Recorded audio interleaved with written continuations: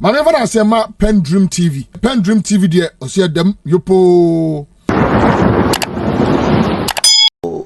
Next year we'll see how the good people of this country would decide. But obviously they'll look at the qualities of the personalities involved.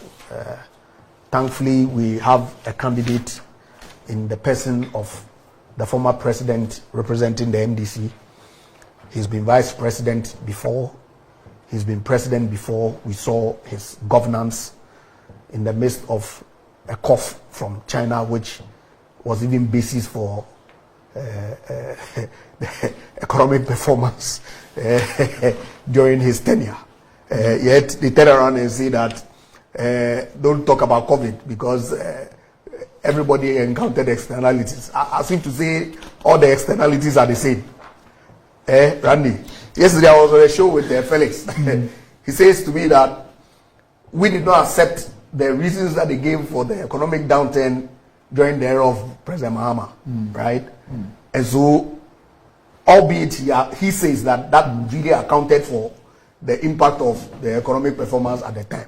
And so they are not going to accept what it is that COVID has done to the economy of Ghana today. But the question is it real? Right? So we'll leave it to the good people of Ghana to decide. I have a question. Anytime this issue of COVID... But what's your problem? It's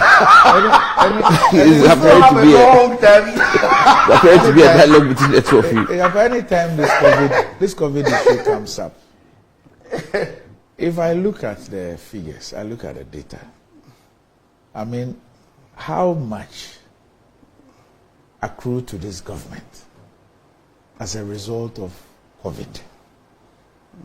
And how much? And it was even yesterday that I even realized that in 2019? In 2019, we didn't even meet our revenue target. 2019. We didn't meet 2017, we met 2018. 2019, we didn't meet our revenue target. So even the issue of the revision of 2020, although COVID was given as a reason, the preceding year, we didn't even meet our revenue target. If we look at the inflows as far as COVID is concerned, if we look at the support from the central bank, the amount of money that the central bank has supported his economy with, and what we got from COVID, I find it difficult that irrespective of all these monies, we still are slaying COVID. You see, Randy, it's not a question of slaying COVID. Okay, I just asked that, was COVID a reality? Did it happen? Yes, it did. It did. Yes. And was there any fallout from that? Yes. We can do the reconciliation. Yes. Okay. And as has been reported consistently in our budgets, yes, you can speak to the Auditor General's report on some infractions. Okay. But substantively, all the revenue that came in, or the inflows that came in, have all been accounted for. Yes. Okay. But the economy is suffering based on necessarily COVID alone. I told you had underlying conditions, right? Which then impact you in a certain way. Post that, you have some financial challenges that you need to deal with. And all of that is as a result of that shock, okay, that then compounds your problem. So, really, I do not see shock that brings you all these inflows. The finance minister told us how much we got, how much of that went into COVID, direct COVID activities. Yes. How much of that money went into budget support? Yes. Yes. As we speak today, after all the denials and explanations and everything, we now know the interventions that the central bank has made in the economy in terms of monies that have been provided. Now, if you look at all this given to the economy, why will we still be doing a COVID thing? It's not a question of COVID thing. But if COVID hadn't struck, yes, would we have had the shock that we had in our economy? I think so. How so? I think so on the basis of the inflows that we've had. If we look at the injection, the COVID money, and we look at the central bank injection, I have not even added the intervention of the central bank in the procurement of petroleum products. under that gold for oil policy, if you look at it critically, it is the central bank intervening in the procurement of finished products for this country. It is not a policy where central government pays for the procurement. It's the central bank that is providing money for the purchase of gold, and that same money goes to somewhere and it comes back. So it is even central bank financing the but central acquisition. government, Yes. central governments have never financed importation of petroleum products across the years. You don't get the point. No, I get you I'm perfectly. saying that proud No, to so- the gold so- for oil so- policy. yeah. And look at when the gold for oil policy happened. So if you relate it to inflows Yes. and obviously outflows, Yes. and you say that with all the inflows, Yes. and you extend it to gold for oil, Yes. the impression I get is that some of the outflow was going into gold for oil from those government inflows, then maybe there could be some justification. But even that is being supported by the Bank of Ghana. I don't get the point you make. You don't get the point that I make. Yes. Okay, so I'm saying that how you bring in the gold for oil Yes. in itself in the conversation that we are having Yes. presupposes or suggests to me that Yes. your impression is that if government of Ghana was financing the gold for oil, then you could justify some of the outflows to say that look, No. I'm just saying that the Bank of Ghana even had to intervene at that time because obviously government was broke.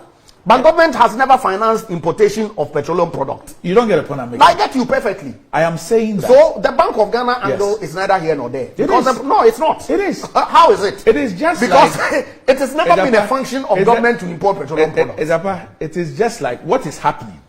You are Deputy Energy Minister. Yes.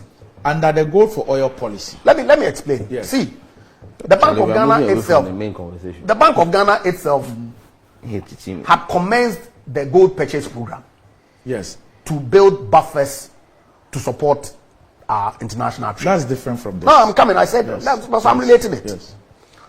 So, government then says that look, you're unable to procure sufficient enough forex to support the BDCs that import these petroleum products into Ghana. And so they go into the power market, if you like, or the the open market to look for dollars to procure the petroleum products. That is leading to instability in the currency because the forward price, right? So can you extend your gold purchase program to support that activity specific? That's all. No. What do you mean? I was there when we were formulating the policy. You tell me no. I'm telling you that that's exactly what it is. Egyapa, gold for oil policy. Egyapa, the gold for oil policy Yes. cannot be an extension of the building of buffer for gold. It cannot be. Well, how can it They not are be? two separate, Precisely, distinct but things. of course they are not mixed. I said that they are not. Yes. They are not commingled. Yes. But it's an extension. How can it be? But why is it not? They are two because separate Bank of policies. Ghana, of course, I haven't said they are the same. Yeah, so how do you say that is an extension? See, They are two so separate things. so Bank of Ghana is the one that ordinarily provides forex to support all our import bills. Yes. It can't get sufficient enough. Yes. So extend your gold purchase program by buying more over and above what you would ordinarily program, so that you can use that to support importation of oil. That's all. Okay.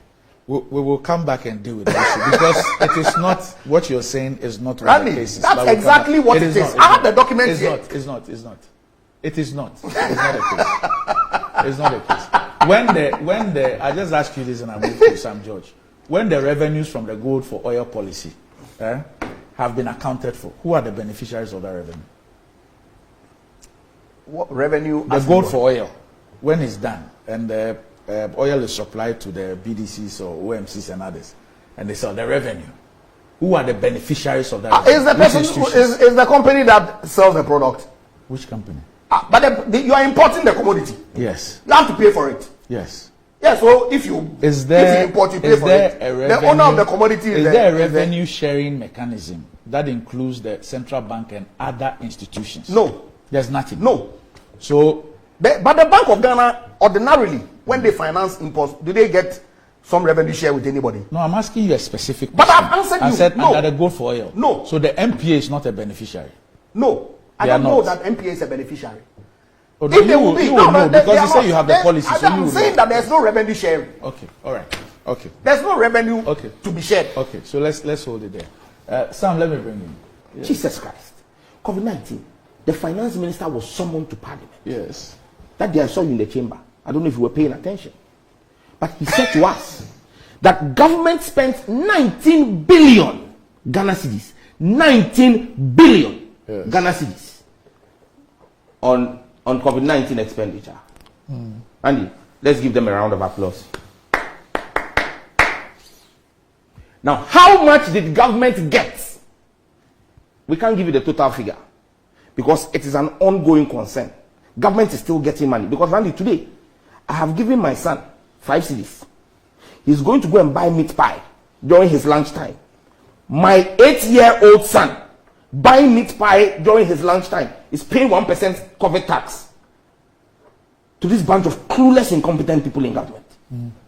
Everything you do in this country today, there is a 1% COVID tax that we are paying. So that one is an ongoing concern. They have not come to account to us how much has accrued. So let's leave the 1% COVID tax. But the monies that came from institutional bodies to government amounted to 21.8 billion Ghana cedis. The finance minister told you that in parliament. Yes, I'm quoting the finance minister. Yeah, he did. It's not me. Yes. So Randy, if COVID cost us 19 billion, but earned us 21.8 billion, Randy, Well, simple mathematics says that if I spent 19 billion on something and that same thing got me 21.8 billion, COVID was a bad thing, but maybe you're maybe attributing. Maybe you're we made profit of 2.8 billion. No, maybe you're attributing expenditures to COVID other than the expenditures that the finance minister attributed. No, Randy. He So- gave so- us so- total. so listen to me. Listen to me on this one. Okay. The parliamentary thing. Maybe I'll pull out the Yeah. When he gave the figure, Yes. he gave what was spent on COVID. Yes. It was about 8 billion. Yes. And then he said the rest, about 12 billion, was for budgetary support. Yes. So it wasn't 19 billion on For COVID. so even the expenditure on COVID alone was 8 billion. About About and 8 then billion. The rest Yes. was for budget support. Yes. But Randy, you let us even say that the budgetary support, because that's the next thing Bobo will say, that the budgetary support, they needed that to run the economy. Oh yeah. So let's even say 19 If billion. you didn't have that money, you go and borrow. Exactly. And get a It will be deficit. there. Yeah, So let's say 19 billion, including budgetary support and what they really spent on COVID. 19 billion. So Randy, let this lie end today. I am carrying out the funeral of this COVID-19 lie by the MPP government, led by Baumia and Anado, and with their chief spokesperson, Egyapa Mercer. I am burying and interning that lie today on your show, and you are the prophet, that you are the pastor, officiating pastor. Because you see, you need to incinerate it. in fact, that is what we will do. We are incinerating that lie. Otherwise you'll be Nowhere again in this country must the MPP use COVID as a lie. In fact, they must come and account for the profit, 2.8 billion that they made from COVID, and we are still paying 1% COVID tax. And you wake up and tell us that you want to compare, Randy. PENDREAM TV now, so far so good. Say open online portal Ghana. Nipa share, nipa follow, nipa comment here. To my best of knowledge, without any biases, PENDREAM TV.